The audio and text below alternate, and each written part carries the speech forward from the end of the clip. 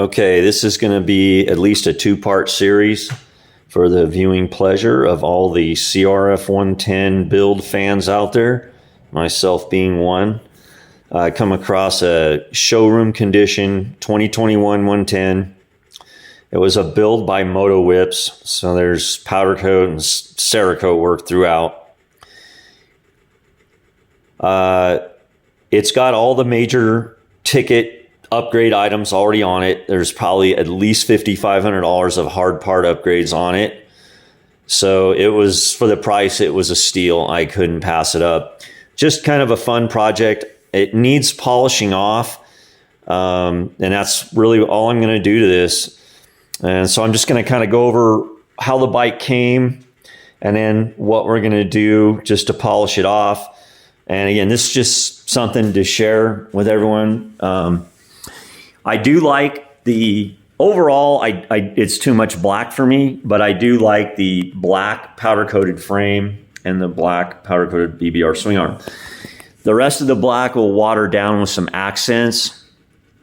So they obviously cerakoted the engine, hubs, lower fork legs, and then full Yoshi exhaust with the high temp coating, and Motowhips sells them like that. Keeps that raw, the bare metal pipes from, they kind of turn a brownish sometimes. They do not turn a blue like the nice tie headers do on the full-size bikes. So we'll definitely leave that exhaust. Later on, we might do a rocket exhaust, rocket chubby exhaust on here if we do any engine stuff, but for now, this is going to stay that way. The BBR swing arm, 1-inch extender, and then it does have a DNM shock upgrade on it.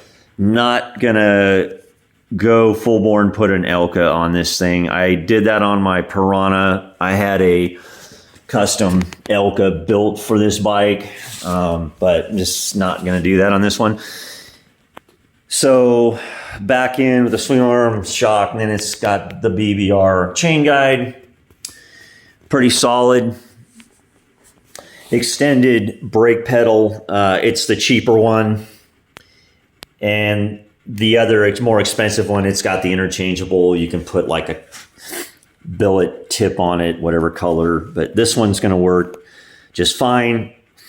Big ticket item there with the flow foot pegs, really nice. It came on there. It's got just the little items, brake adjuster, it's got a little billet oil filler plug. On the forks, all the heavy-duty springs, probably going to take one out, put a stock spring on one side. I'm only 175 pounds, and these are super stiff. Gold Kashima tubes were a big item to not have to deal with sending tubes out to get. I would have probably done the blue tie-dye like I did on my Piranha because I was going for like a factory HRC look on this thing. I've got video series up on that, but I think I'm just going to leave the gold Kashima. Looks good on here. Black lower cerakoted tubes. And then it does have the Excel wheel set on it with the heavy duty spokes and red anodized nipples, which was really nice. I really didn't feel like building a wheel set because my choice was getting this or getting a 23 new 110 and then just building it from scratch. I would have used SM Pro wheel rims if I would have built a wheel set like I did on my Piranha, but these will work. The one thing on the front wheel, these do require a slight dish because of the drum brake. They centered this rim over the hub, so it's not quite exactly centered in the forks. I'll pull that over a little bit towards the brake side, no big deal. You also have to drill these rims out to get the heavy duty nipples in, and for some reason on the one side they did not get the nipples at the right angle, and some of the spokes come out and bend slightly. Not going to stress over it. So that's the front end there for the forks, wheels, and then supposedly this is a Pro Taper top clamp, but there's no branding on it. And I can't find anything online about a Pro Taper clamp. So maybe there is one, but I would think it would have branding on it if it was a Pro Taper. But it's a nice top clamp. Later on, we're going to polish this off with a Diamond Minis full triple clamp, but I haven't decided what color yet. It does have the carbon tank cover, which is really nice. Standard BBR seat. It's got the nice ODI bars that are basically never available, it seems like these days, versus the Pro Tapers like got on the Piranha. It's got the stock lever and throttle. We'll change out the lever, talk about that in a minute on the polishing upgrades I'm going to do. The plastics were just flawless. There's not a scratch on them. The kid had just put brand new plastics on it. Not my number, but I'm not stressing over that right now. It's not a big deal.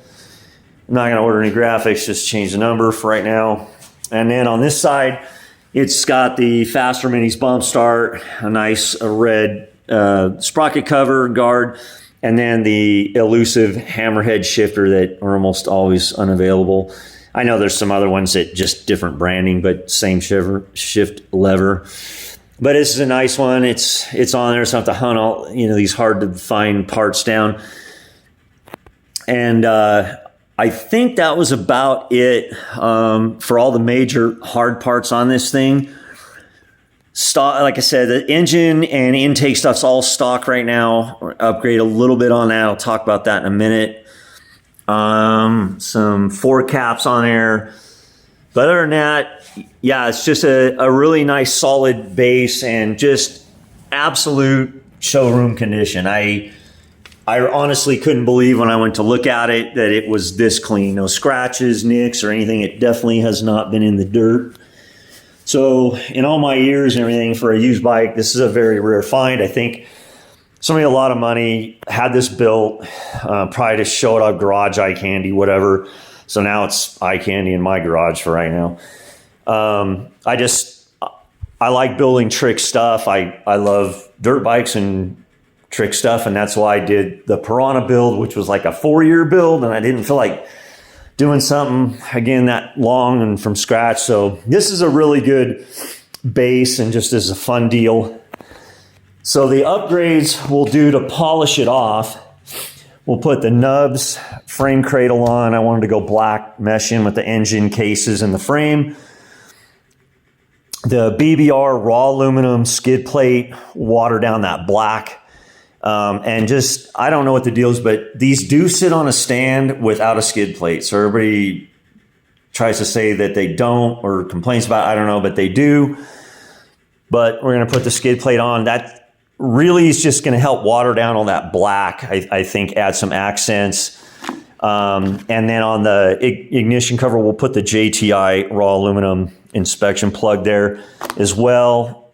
Faster Minis brake pedal, the swivel pivot cap instead of the washer and cotter pin. I think that'll look a lot nicer. And again, add a little red with all this black over here. And then on the back wheel, I think this is really going to set the back wheel on fire with the red Vortex sprocket. I run that sprocket on the Piranha. It's a really nice one.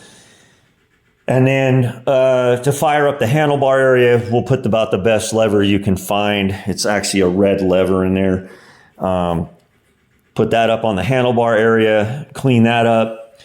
And then just for the intake, I think it's JTI that actually makes this thing. I think this is their newest molded intake tube. And the cage that eliminates the restrictor screen or whatever that comes stock in these. I haven't pulled it out yet, but this is supposed to kind of fire up the bottom end a little bit. You let it breathe. Engines need to breathe, obviously. So people say that without any other engine upgrades, this thing is definitely well worth it. It's like, I think $100 for both pieces or something like that. So not a big deal. And other than that, that's what we're going to go with just to kind of polish this off and see what it looks like at this point. And then I do have on order a Diamond Minis raw aluminum valve cover for it. If I don't really like the raw aluminum look with the plug and the cover and the skid plate, I'll just have, I'll give my buddy Cerakote those. I was going to originally go with bronze accents, but then with the red items here, I'm going to go with the raw aluminum and see how that looks first. I think it actually will look good. And yeah, go from there. So hopefully I'll have that stuff up. We've got some rainy, snowy days coming. And it'll be a good inside project. I'm not like Carson Brown. I don't go out and rip tracks around in the snow. Too old for that now. So we'll get this done on these cruddy weather days and